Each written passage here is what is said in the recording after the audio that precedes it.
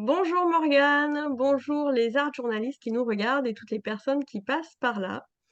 On se retrouve pour un nouveau numéro de Focus sur le parcours créatif avec Morgane Hornes, Hor- Hornsberger, je vais y arriver. Hors- Ansperger, t'inquiète pas. Hornsberger, pardon, excuse-moi d'avoir écorché ton prénom. Tu es facilitatrice graphique, tu vas nous dire un peu en quoi ça consiste. Et aujourd'hui, tu vas nous parler de comment mettre la créativité au service de notre état d'esprit et de nos projets. C'est ça, tout à fait. Merci beaucoup, Marie, de m'avoir invitée à cette interview. Effectivement, je suis facilitatrice graphique. Alors, c'est un mot générique où on peut mettre plein de choses dedans. Globalement, mon métier, c'est de mettre la pensée visuelle au service de mon client. Donc, que mon client soit un particulier, que mon client soit une entreprise ou que mon client soit moi-même, je vais mettre la pensée visuelle et globalement la créativité au service de ce projet-là. Alors, rapidement, par quoi tu expliques la pensée visuelle, ça se traduit comment en fait? Alors, ça va vraiment très, très, très, très large, la pensée visuelle. Ça va du mind mapping à l'artiste qui va faire des tableaux, à mon sens, la pensée visuelle. Moi, je travaille beaucoup à base de métaphores, en l'occurrence, et que ce soit dans mon journal créatif ou dans ma façon de fonctionner en tant que professionnel avec des clients, je travaille beaucoup avec la métaphore, avec l'image, beaucoup à envoyer les gens dans un autre univers pour se détacher vraiment des croyances, se détacher des contraintes et aller vraiment au plus proche de ce qu'on souhaite vraiment en fait, mais que des fois on n'ose pas se dire. Voilà. C'est chouette, c'est le petit pas de côté qu'on peut faire en changeant de cadre finalement et en changeant de milieu et de trouver des solutions dans un autre cadre pour les remettre après dans le quotidien. Ça, c'est chouette ça. Et donc, comment mettre ça à son service finalement? C'est la question du jour. Complètement. Alors, moi, déjà, dans ma pratique quotidienne, enfin, presque quotidienne, on va dire, je pratique le journal créatif. J'ai aussi énormément pratiqué l'art postal. À un moment donné, avant d'avoir des enfants, là, ça s'est un petit peu tassé, quand mes enfants étaient petits, mais j'avais beaucoup d'échanges avec des gens, pas forcément de loin, mais des collègues aussi de Brest, ici, on se voyait régulièrement, et on s'échangeait du courrier à l'intérieur, mais on décorait l'enveloppe. Et là, je reviens d'un voyage à Rio et j'ai pratiqué le carnet de voyage, le fameux carnet de voyage où on décore, on colle, on fait des petits dessins. Donc voilà comment, globalement, moi, je mets la créativité au quotidien, on va dire. Comment je la mets au service de mes clients, là, c'est autre chose. Je pratique des ateliers de créativité pour des entrepreneurs qui ont des groupes, en fait. Et je propose aux gens qui se disent pas créatifs, qui n'ont pas de matériel d'ailleurs, parce que je pratique ça en visioconférence avec des gens qui ont quand je leur demande un feutre, c'est ça qu'ils ont, d'accord? Et donc, les stabilos et Les les solides. stabilos, quand je leur demande un stylo noir, ils me sortent des bics. Et pour autant, on y arrive super bien. C'est-à-dire que là, je m'adapte et j'adapte aussi les propositions que je leur fais à ça. C'est-à-dire que ils sont des fois sur leur pause déj, ils n'ont pas beaucoup de matériel et pour autant, on sent qu'ils veulent expérimenter.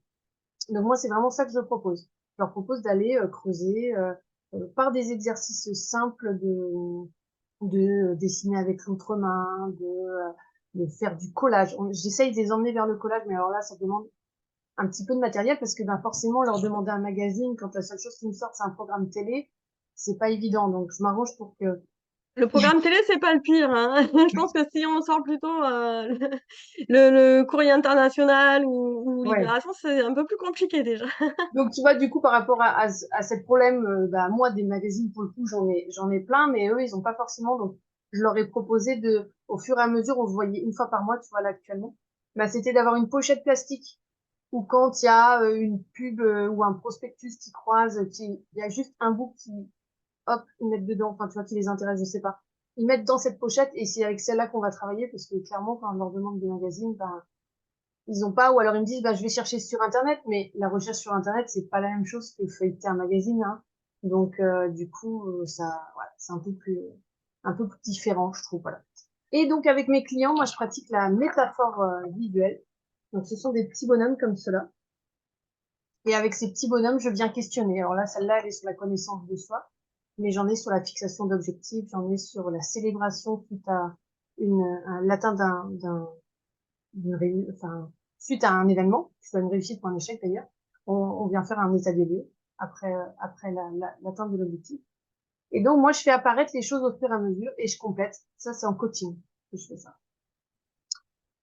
Voilà. Sinon, qu'est-ce que je fais? Ben, j'ai vraiment à cœur, en tout cas, moi, de développer l'esprit joueur globalement de mes apprenants, de mes participants, que ce soit par le dessin ou par le jeu, parce que je suis aussi la grande spécialiste de la cocotte.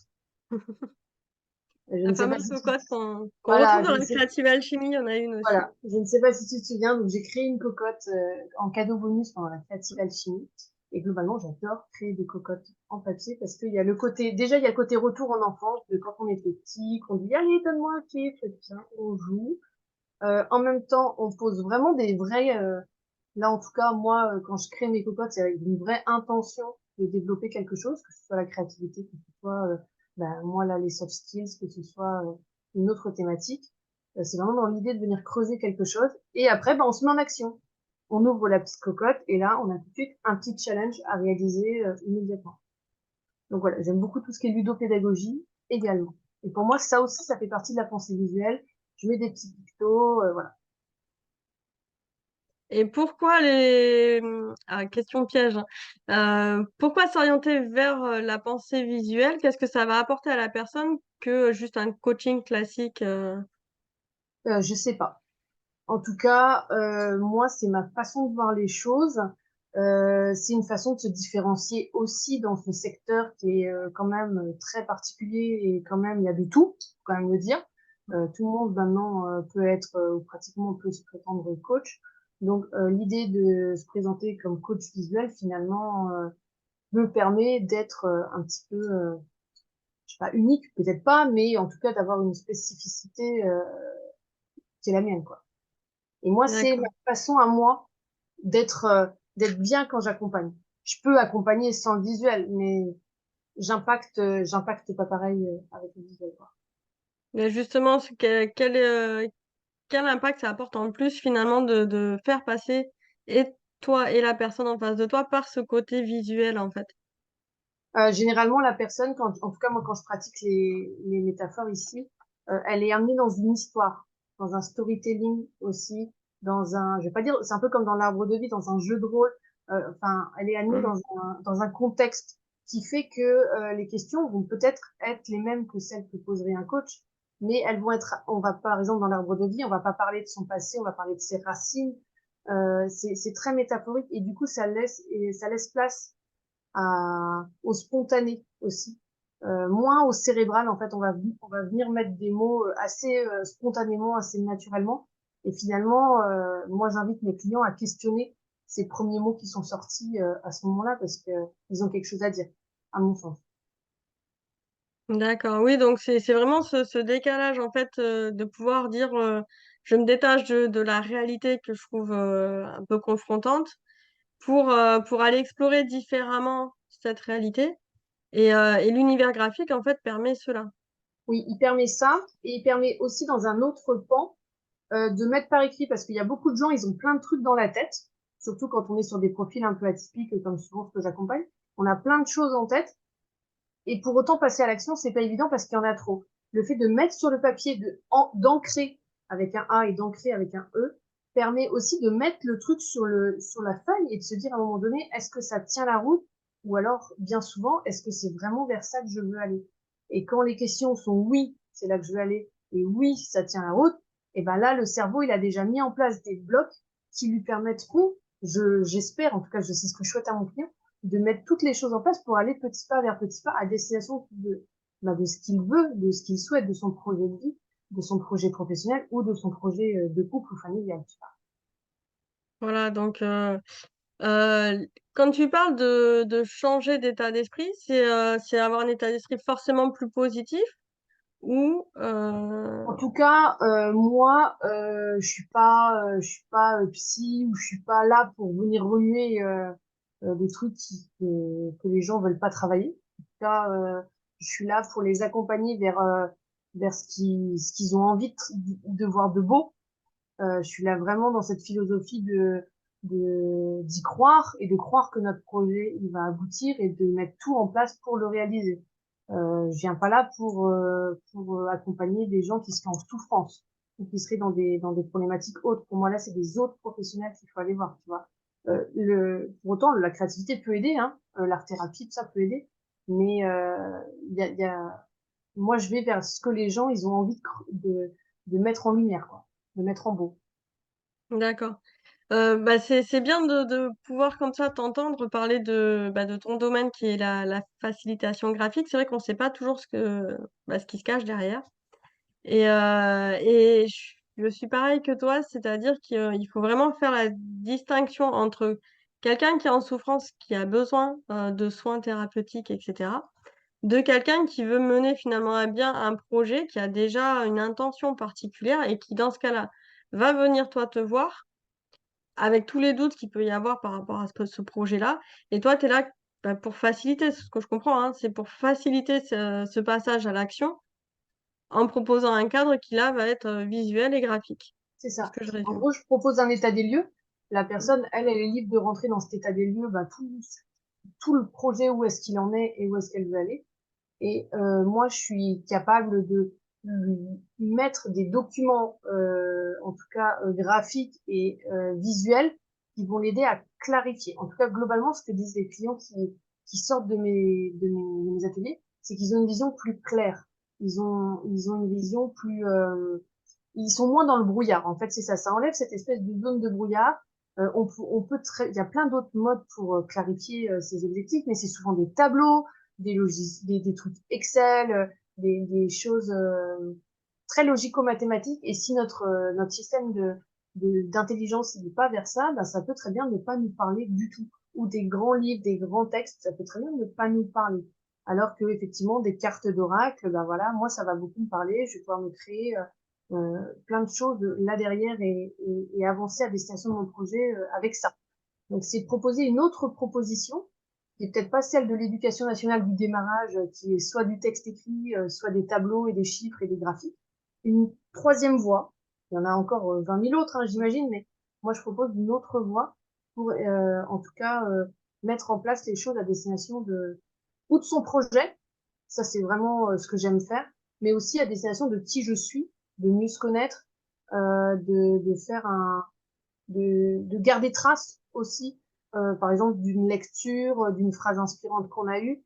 Ça peut aussi être ce genre de petites choses que j'aime faire, enfin, que j'aime venir ancrer. Et alors la question un peu plus intime, toi, qu'est-ce que ça t'a apporté en fait ce passage de la carterie au journal créatif? Comment ça te soutient au quotidien? Eh ben,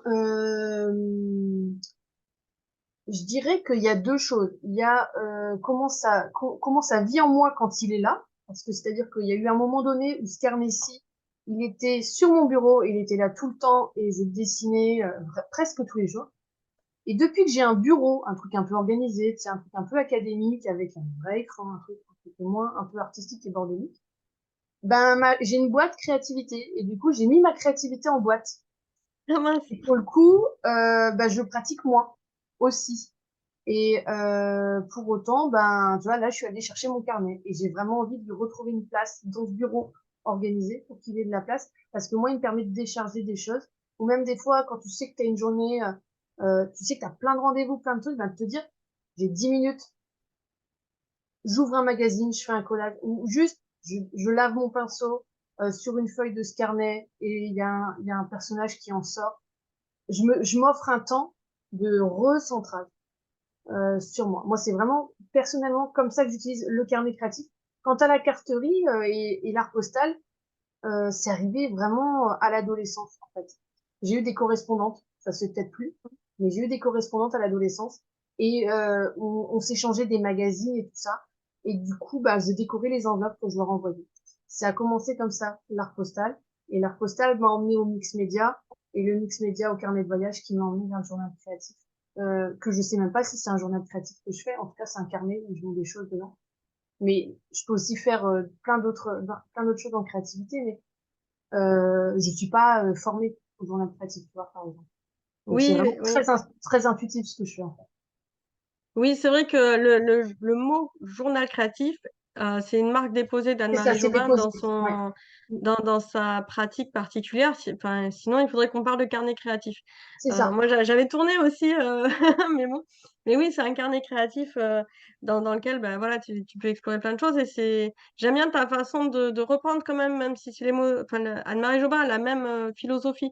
C'est ancré avec de l'encre sur ses pages, etc., avec des couleurs, et aussi ancré dans l'instant, dans le moment, poser quelque chose. Et il y a vraiment ces deux notions-là qui sont, je trouve, très intelligentes à utiliser. Et je trouve que toi, tu l'utilises effectivement bien dans ton univers. Et tu vois, par exemple, dans les propositions que j'ai fait à mes clients, moi, je travaille en noir et blanc uniquement, sur iPad en plus, pour pouvoir leur partager mon écran et tout ça, visio, Zoom, enfin, tu vois. Donc, je leur envoie mon fichier noir et blanc parce que comme c'est moi qui ai dessiné les personnages, que c'est moi qui ai écrit ce qu'ils ont dit, les mots-clés, eh ben, je trouve important qu'ils ancrent leur projet, qu'ils ancrent les choses qu'on a mis ensemble eux-mêmes. Donc, je les envoie, je les encourage à mettre des couleurs à leur projet. Là, on fait le travail en noir et blanc, mais je les invite vraiment à venir mettre de la couleur et à venir rajouter, si 2, 3 jours après, il y a des mots qui viennent, de s'approprier le projet.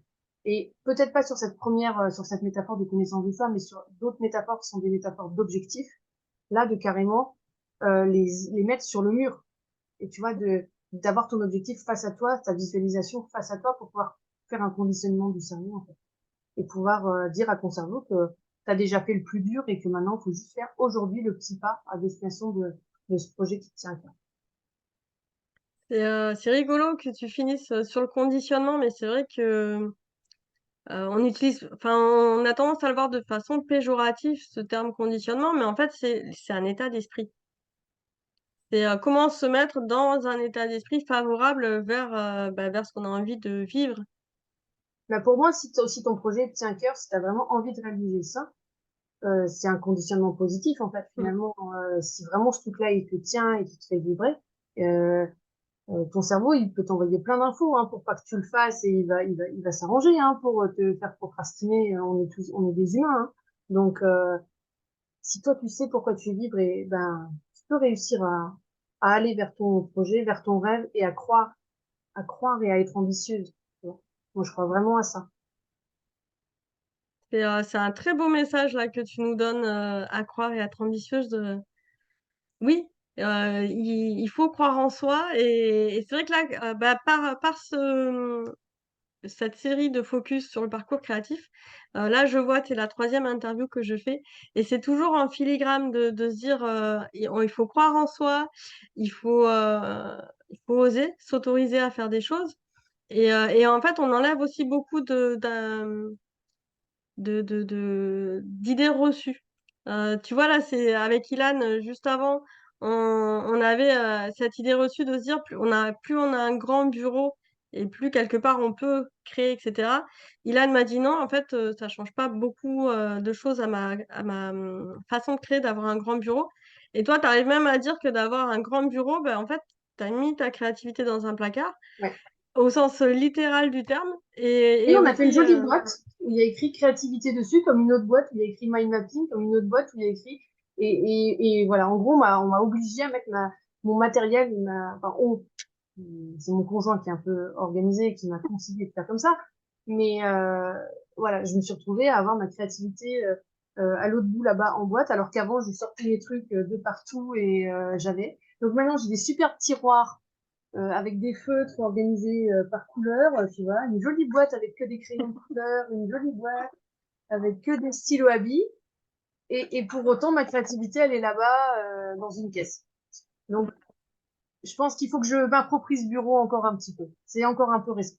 Voilà. Voilà, c'est en cours d'ajustement, mais quelque part, ça prouve bien que c'est pas une histoire de matériel, c'est pas une histoire de temps, parce que comme tu le disais, 5 minutes par là, 10 minutes par-ci, ça te permet de te C'est ren c'est une de histoire que, ben, c'est ce qu'on disait, l'ancrage visuel. C'est-à-dire, mon carnet, il est à côté de moi. Ben, s'il est à côté de moi, je vais avoir arrêté de l'ouvrir, mais c'est comme en lecture rapide. Je suis formatrice en lecture rapide. Si tu as toujours un livre à portée de main, tu vas lire, ne serait-ce que 5 minutes. Ton carnet, s'il est à côté de toi, ou si tu as de quoi créer à côté de toi, tu vas créer, même si c'est des courts temps. Voilà, moi, je suis entrepreneuse, je suis maman, j'ai plein de vies dans ma vie. Donc, bah, du coup, il faut que les trucs soient près de moi pour que je leur donne du temps, en fait. Euh, mais, euh, mais je pense vraiment qu'il y a moyen de s'offrir ce temps aussi. Et c'est vraiment ça que je propose à mes clients, de s'enlever d'idées. Je sais pas dessiner, je n'ai pas le matériel, tout ça, c'est le cerveau, hein.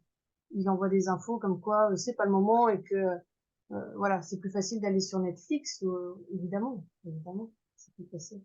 Mais je pense vraiment que le cerveau est bien fait pour aussi, on peut le conditionner positivement, s'offrir des cadeaux avec notre créativité aussi. Et, euh, et avoir son projet, c'est quand tu fais un tableau de visualisation, un vision board, ou que tu viens réfléchir à à un certain mot que tu as envie d'explorer, bah, il en sort des choses qui sont belles. Et pourtant, moi, je dis beaucoup à mes clients qu'il faut pas essayer de faire beau, faut juste essayer de faire. Et peut-être que cette page, elle sera intéressante, et auquel cas, bah, c'est génial, j'ai envie de la partager, je la partage sur les réseaux sociaux et c'est OK. Peut-être qu'elle sera pas à la hauteur et que j'aurai pas envie, ben, c'est OK. Et il n'y a pas de, moi, je mets pas d'enjeu derrière. Tu vois, le client qui a pas envie de colorier, qui a juste cette expérience-là, lui a suffi. Il a mis de la clarté dans son projet, il a vu les choses sous un autre angle, bah, c'est OK. Par contre, s'il a envie d'aller plus loin et qu'il a envie de mettre de la couleur, qu'il a envie de venir vraiment creuser le truc, il peut aussi faire. cool. Et donc avant que ça se finisse, cet entretien, tu avais, une proposition? Oui, je voulais vous proposer de tester un petit exercice. Donc, j'avais lu un livre sur l'abondance en termes général, pas l'abondance financière uniquement, vraiment l'abondance, la gratitude. Et donc, je voulais vous proposer un petit exercice. Donc, sur une page de votre carnet, je vais vous inviter à venir mettre quelque chose qui vous évoque ben, justement l'abondance. Donc, ça peut être quelque chose de jaune, quelque chose de doré. Enfin, voilà, je vous laisse regarder dans votre matériel ce que vous avez dans cette idée d'abondance et de faire des. Moi, j'ai fait des ronds, je sais pas, mais en tout cas, de faire des zones. Des zones. Moi, j'ai fait des ronds parce qu'après, je suis venue avec d'autres couleurs claires autour. Et dessus, je vais vous inviter euh, à mettre la phrase je mérite l'abondance et à mettre dans ces bulles qu'est-ce que vous méritez comme abondance. Donc, chaque bulle, venir mettre un petit mot sur quelle abondance est-ce que vous voulez mettre. Est-ce que c'est une liberté de mouvement? Est-ce que c'est de l'argent? Est-ce que c'est du temps? Et voilà. Je vous laisse mettre des choses. Et ensuite, une fois que vous avez mis vos mots, moi, je suis venue avec une autre couleur, venir faire des petits cercles concentriques donc tout autour. Elle est là. Hop là, elle est là. Je suis venue faire des cercles, hop, plus grand, plus grand, plus grand, plus grand, plus grand, comme ça, pour venir mettre ben, de la lumière, de la couleur, les faire grandir, grandir, faire grandir l'abondance, en fait. Et je vous invite, c'est ça, je conseille toujours dans la créativité que je fais, c'est à mettre une date sur votre page, parce que ben, c'est ce que vous avez mis aujourd'hui et c'est bien aujourd'hui. Mais peut-être que dans 3 mois, dans 6 mois, ça aura une autre résonance. Et le fait de revenir sur cette date, vous allez peut-être vous dire, ah ben entre-temps, telle bulle, effectivement, j'avais envie euh, d'avoir une abondance de relations, une abondance de connaissances, de mieux connaître ma famille ou mes amis. Et bien effectivement, je suis partie en vacances et j'ai fait grandir cette bulle d'abondance que j'avais envie. Ou au contraire, j'avais envie de plus d'abondance, de temps pour moi. Et ben, je me suis pris une retraite pour aller un week-end quelque part. Donc, n'hésitez pas à revenir dessus. Et c'est ça que je trouve super puissant dans l'outil du carnet, c'est que effectivement, on revient dessus régulièrement. Enfin voilà, comme là, quand on tombe dans sa boîte, dans sa boîte de créativité. Et pour autant, ben voilà, moi cette page, elle a été faite en août 2022. Et ben je trouve qu'elle a encore beaucoup beaucoup de sens aujourd'hui. Donc voilà, je vous invite à essayer cette petite exercice de ce que vous avez envie de grandir en abondance. Super, bah, merci beaucoup pour cette proposition créative, Morgane, et pour cet entretien. Avec plaisir. Heu, Merci à toi pour ta confiance. moi, c'est toujours un plaisir de recevoir des gens et de les écouter. On peut te retrouver sur ton site internet, Morgane Facilitation, facilitatrice, Facilitation, facilitation.fr. morganefacilitation.fr. Et puis, je suis comme ça partout, sur Instagram principalement, LinkedIn, Morgane Ansperger. On me retrouve assez facilement sur les réseaux sociaux. Voilà, puis je vais mettre ton site, en lien sous la vidéo et aussi, bah, la Creative Alchemy 2023 où tu avais fait un fantastique, atelier sur l'arbre de la créativité. Voilà, c'est ça, l'arbre de vie de votre créativité. Donc ça, Ouais. c'était un chouette atelier. Ah ouais, ouais, un super moment, il y a eu des très beaux retours dessus et il continue à vivre, hein, ce Génial. festival, donc il est toujours accessible. Ben, en tout cas, merci, je te laisse le dernier mot. Eh ben, en tout cas, vivez votre créativité, osez la mettre au service de votre état d'esprit, osez la mettre au service de votre projet ou de votre connaissance de vous, et peut-être même aller au-delà et oser la faire vivre à l'extérieur et la faire rayonner autour de vous. Merci, à bientôt. Merci beaucoup, Marie. Bonne journée, au revoir. Au revoir.